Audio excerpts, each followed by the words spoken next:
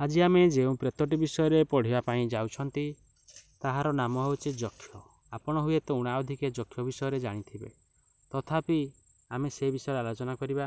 ଯକ୍ଷଟି ଦେଖିବା ପାଇଁ ଠିକ୍ ଏଇଭଳି ଚିତ୍ରରେ ଦେଖୁଥିବା ଭଳି ଯକ୍ଷଟି ଦେଖାଯାଇଥାଏ। ତେଣୁକରି ଏ ଯକ୍ଷ କ'ଣ କାମ କରେ ଏବଂ କେଉଁଠି ରହେ ସେ ବିଷୟରେ ଆମେ ଆଜି ଜାଣିବା। ଯକ୍ଷ ହେଉଛି କ'ଣ ନା, ଯକ୍ଷ ଏକ ଅତୀବ ଶକ୍ତିଶାଳୀ ପ୍ରେତ। ଇଏ ନା ଅନିଷ୍ଟକାରୀ ନା ପରୋପକାରୀ।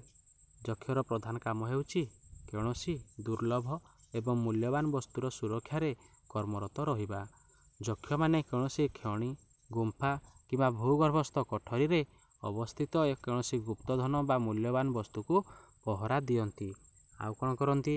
ଏମିତିରେ ଏମାନେ କାହାର ଅନିଷ୍ଟ କରନ୍ତି ନାହିଁ, କିନ୍ତୁ ତାଙ୍କ ଦାୟିତ୍ୱରେ ଥିବା ଦୁର୍ଲଭ ବସ୍ତୁଟି ଯଦି କେହି ଆତ୍ମସାତ୍ କରିବାକୁ ଚାହେଁ, ତାହେଲେ ସେହି ବସ୍ତୁଟି ରକ୍ଷା କରିବାକୁ ଯାଇ ସେମାନେ ହିଂସ୍ର ଏବଂ ଆକ୍ରମକ ହୋଇ ଲୋକଟିକୁ ହତ୍ୟା କରିପାରନ୍ତି। ତାହେଲେ ଜାଣିଲେ ଯକ୍ଷମାନେ କ'ଣ କରନ୍ତି?